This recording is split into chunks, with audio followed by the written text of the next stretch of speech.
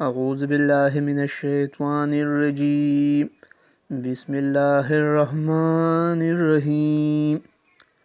پیارے خواتین و حضرات، آج کا جو ہمارا وظیفہ ہے یہ قرآن پاک کی پہلی سورہ فاتحہ کی آیت نمبر 4 کی ہے۔ تو ناظرین، اس وظیفے کو تفصیل سے پڑھنے کے لیے آپ ہمارے ویڈیو کو آخر تک دیکھیں، اور جو ناظرین پہلی مرتبہ ہمارے چینل پر آئے ہیں وہ ہمارے چینل کو لائک اور سبسکرائب کرے اور اپنے دوستوں کے ساتھ شیئر کرے۔ ناظرین، یہ بے حد طاقتور وظیفہ ہے، انشاءاللہ تعالی ہر حاجت پوری ہوگی۔ اس تحریر میں قرآن کریم میں نازل کی گئی ایک سورہ فاتحہ کی آیت نمبر 4 کا وظیفہ شیئر کیا جا رہا ہے۔ جو بھی اس عمل کو کر لے گا اللہ اس کے ہر مقصد کو پورا فرمائے گا، کیونکہ اللہ کے قبضہ قدرت میں ہر چیز ہے۔ اللہ کچھ بھی کر سکتا ہے، اللہ ہر چیز پر قادر ہے۔ اللہ تعالیٰ کو اعتراف بہت پسند ہے اپنے بندے کا۔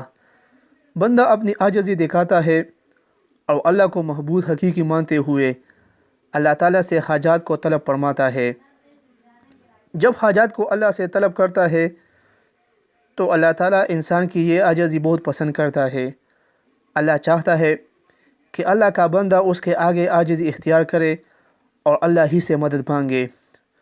وہی اصل مومن ہوتا ہے جو مشکل حالات میں بھی اللہ کی رسی کو مضبوطی سے تھامے رکھے اور اللہ کے سامنے جھکے اور اللہ ہی سے مدد مانگے۔ تو محترم ناظرین، اب آتے ہیں اپنے وظیفے کی طرف۔ آپ نے سورہ فاتحہ کی آیت نمبر 4 یعنی ایاک نعبد و ایاک نستعین کو صبح و شام 100 مرتبہ پڑھنا ہے۔ اس کو پڑھنے سے آپ کو بہت ہی زیادہ فوائد حاصل ہوں گے۔ نہایت آسان وظیفہ ہے۔ آپ اس وظیفے کو ایک جگہ بیٹھ کر آپ نے اول و آخر 11 مرتبہ درود پاک پڑھنا ہے، کیونکہ درود شریف پڑھنے سے اللہ پاک قبولیت کے مقام تک پہنچا دیتے ہیں۔